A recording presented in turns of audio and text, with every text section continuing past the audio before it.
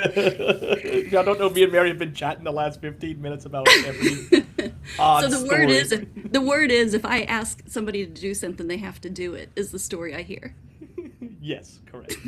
Correct. It's you don't tell Mary no. I'm not going to argue with it.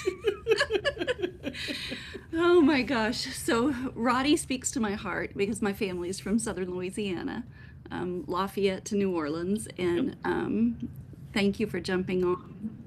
Oh, no problem. It's my pleasure. And Hold like I on. said, Okay. yeah, sorry. It's my pleasure, right? Like anytime I get to go and talk about some of the good work we're doing, especially like Louisiana, like we don't have a good reputation for our education system. So like anytime I can go and talk about some of the good stuff we're doing, like setting some of the pace for the country right now and some of the initiatives that we're working on, always a good time, right? So I like to talk about it, and like I tie that into everything I do in cybersecurity. Of like, hey, like the world is a very dangerous and sometimes messed up place, but some of the work that we're doing and some of the good work that we're doing, especially the group that we put together, is fantastic. So I'm always here to talk about what we can work on, the good things going on in the world, and how we're working to rectify some of the problems we have. So I have a question. How did you get involved with the school board? You ever got voluntold to do something? No. All the time. So like we were talking about earlier. So like I go back to my government auditing days, right? We used to go in and audit government entities, and like I kind of fell in love with how governments work. And I know it sounds weird, but like governments are very intricate and they've been developed over the years. And so I kind of fell in love with that, and then I did a lot of nonprofit work. So I worked with a nonprofit that did a bunch of, at the time, Bobby Jindal was governor, that's a four-letter word. His name is a Mm-hmm. four-letter word in a lot of households.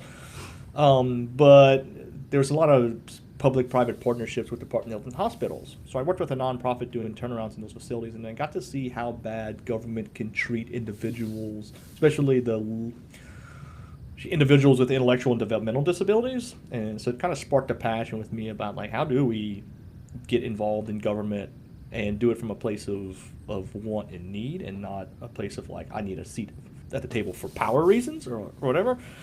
So I started getting more involved, did a lot of work in our local government with different committees, transportation committees, policy committees. A controversial one where we remerge or split I'm sorry, say split some of our consolidated government we have here, and like that was controversial, but it was for the betterment of representation.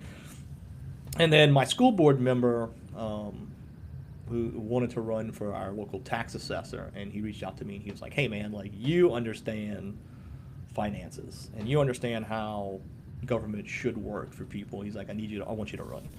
And at the time, we were rebuilding our high school in our district. It was like a $120 million project. We had schools that were D and F schools, or borderline F schools, I should say. And there was a lot of work that needed to be done there. And I was like, all right, well, I must run and see what I can do. And I'd worked in with a lot of our local schools through our Love Our Schools initiatives and doing a lot of volunteer work. So it was just a natural fit for me to kind of move into that role. And like How we've long? been How rocking long? and rolling. Yeah. How long ago was that? 2.5 years ago, I took my oath of office 3 days after I started at SureWeb. So like it was a Oh my lot of gosh. moving parts all at once.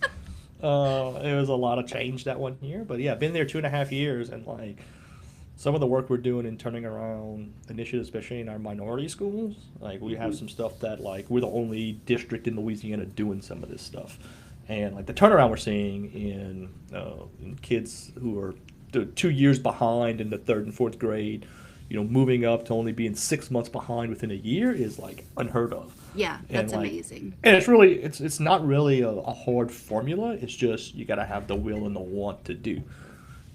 So that's it. There's a lot of stuff going on with education. There's a lot of moving parts, and there's a lot of things that are moving in a negative direction with us. Charter schools, publicly funded private school initiatives, and things like that. But like we figured we have a really good plan, especially involving the changes in where students are heading with post high school education, right? Like not a lot of kids, or I keep calling them kids. I've been trying to say young adults more instead of calling them kids, because like hey, they are young adults. As we get But older, we call 20-year-olds kids. yeah, They're yeah, kids to us. yeah. And so like some of the work we're doing in career and trade, where we're offering free 2-year degrees and things like that in the high school level, and expanding that because we know that like 4-year degrees are not as attractive to middle school anymore, like the conversations we're having. And it's just a lot of the initiatives we're doing is around how do we make it so that we do have a better workforce in the future, and that draws a whole bunch of other complaints that I've been having. You want to hear me rant about standardized testing, I can, but like we only got a few minutes, and we don't have a 4-hour class where I can lecture about the problems with standardized testing. Oh, but we could. I taught school for 20 years. Yeah, I get it. yeah, So let's talk about, first of all, the initiatives you're doing. How important is teacher buy-in? Oh, 100%. So it's tough sometimes, right? Because we have a system of 4,400 employees, 2,300 are educators, right? Either part-time or full-time, certified, non-certified, or whatever. It's hard to get a consensus from everyone. And the proof is sometimes in not test scores, but in interaction and Attendance. soft things too, right? Like one of the things, so like one of the initiatives that I was kind of alluding to earlier is called the ACE program, right? So it's about the students they have an extended school day till 6 p.m. They only get extra 30 minutes of classroom time and tutoring.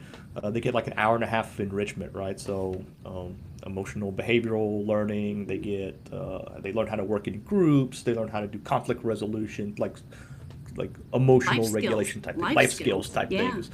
They get a third hot meal, so they get 3 hot meals in the school system, and then they go home.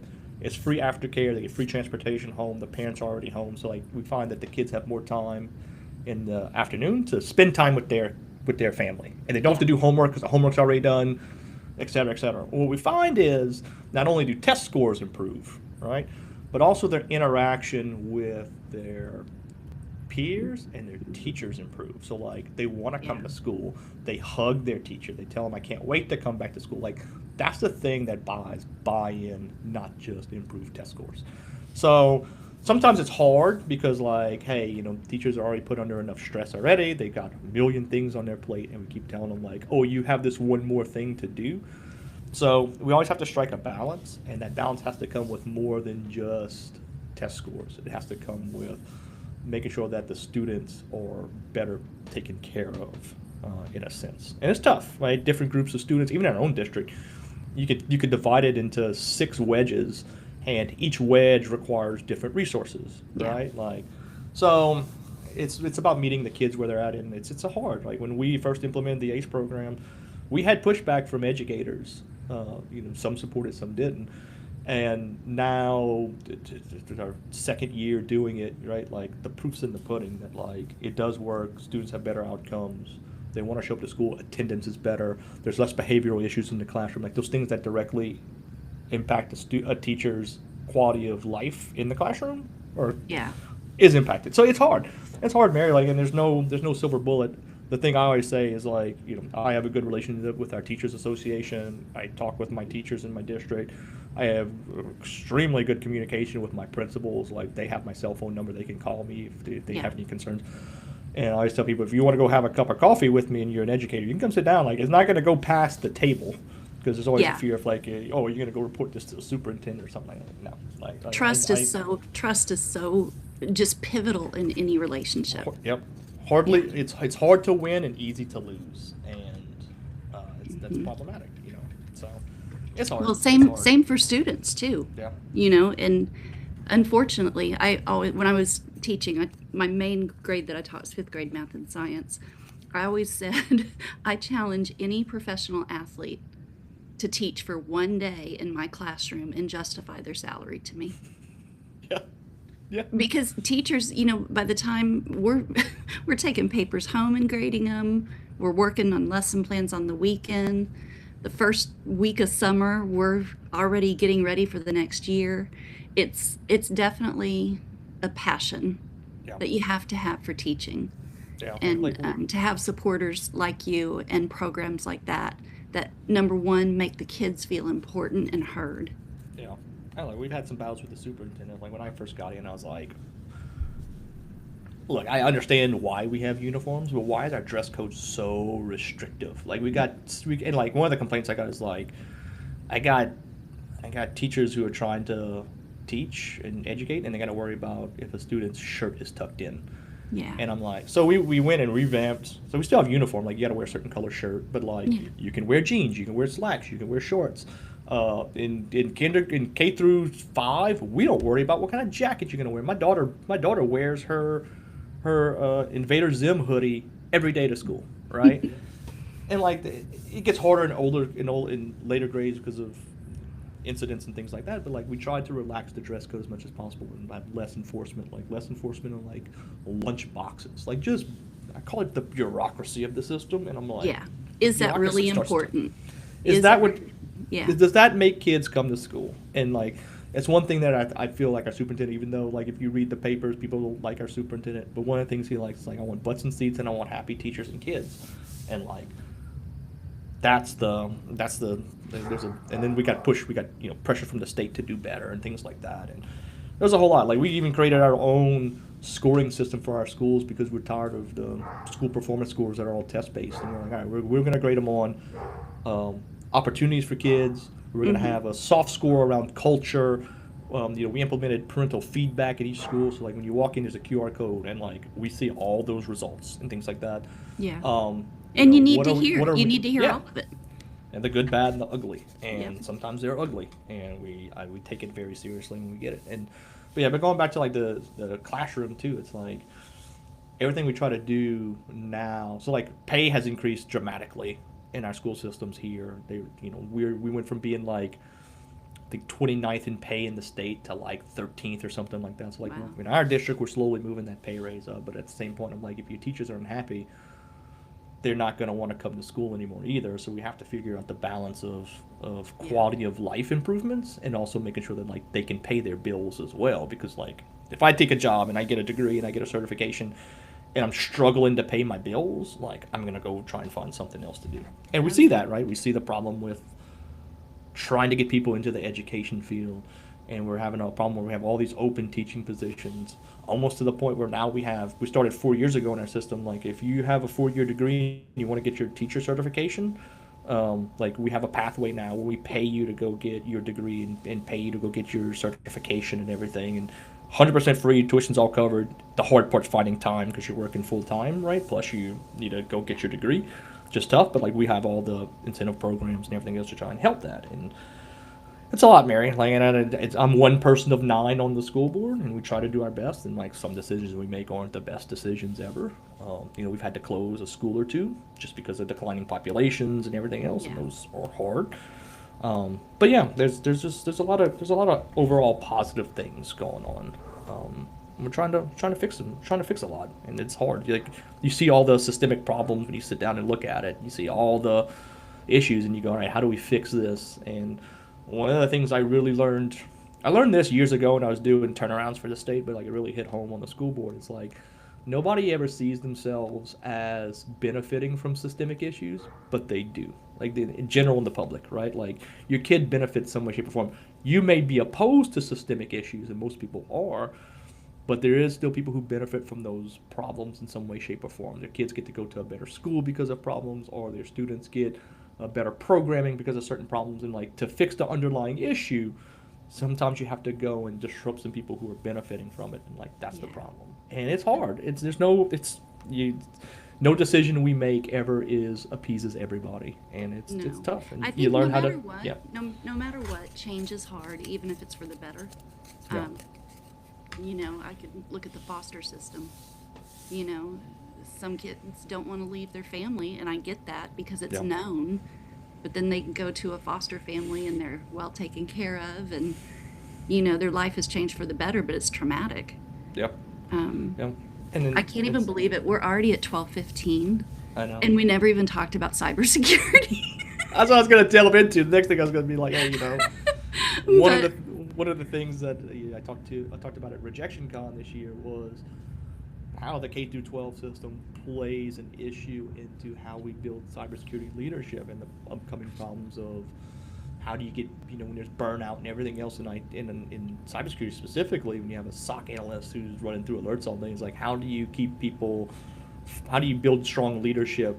And like, I tie it all back to standardized testing and everything. It's a fantastic, I guess, expose from me on the problems we have, because like, we all know, Mary, me and you and everybody who's been around the block, is that like, you're going to live in a world of ambiguity where you have to make decisions and not know all the facts. But have you ever taken a standardized test that doesn't give you all the answers? Like, so you grow up in this world where all the information's given to you, and then they tell you like, all right, Jack and Jill went up the hill, what'd they go do? And it's like, oh, they went to fetch a pail of water. But if you ask the question of why did they need to go get water, well, it's not given to me. So you have to try and figure out, like, well, did they go there because they were thirsty? Is it a chore? Or is Jack and Jill, maybe they were going there to smooch, right? Like, we don't know. But, like, that's, the world is full of ambiguity, and we don't teach kids that. And then that affects leadership, because when we start talking about KPIs, we only look at solid numbers in KPIs. We look at the information given to us, and we don't delve a little deeper into the unknown of what those numbers are telling us. And that leads to poor metrics. It leads to burnout. And, like, I did a whole 45-minute rant at Rejection Con on how all these problems are tied together. Where, like, I'm going to go back and watch it. Yeah. It's like when we talk about kids are coming in, like, not say kids, young adults, they've got a 4-year degree, but then I put them into a tech role and they don't know what to do. It's because they've never lived in that ambiguity, and they don't know how to figure, like, we give them so much structure. When that structure's gone, they don't understand how to operate inside that structure, and we have to relearn it. That real world problem solving. Yeah. And we also, here's my rant real quick, because we're over. We also need to not spoon feed children information. Yeah. We need to set up, I always said I was their tour guide of learning. Like, hey, this is happening, and it's a story, and it's a problem. Like, what are our choices here? And just like talking through it. And it's not, bubbling in an answer on a Scantron. It's thinking. And we have to give those opportunities. I'm going to have you on again, because then we can really talk about what we're going to talk about. For sure. Yeah. I forgot to warn you that I'm a little long-winded sometimes. I knew that. I knew the dangers coming in. So, Roddy, how do people connect with you? Oh, very easy. You can find me on LinkedIn. There's not too many Roddys out there, so you can just put Roddy Berger onto LinkedIn. If anybody has any questions or anything, I always answer them in LinkedIn. I get a ton of students too that reach out and ask me things. So that's awesome. And if you can't find Roddy, find me, and I will connect you. I'm at every conference, just like Mary too. So if you're in the MSP space and you at a conference, 80% of the time I'm going to be there. I can always count on Roddy to swing by and say, hey, do you have this charger? I don't bring cables with me, or I leave them all in my room. So. That's awesome. Well, listen, happy 4th of July. Yes, Hope y'all do you something fun, and I will see you soon.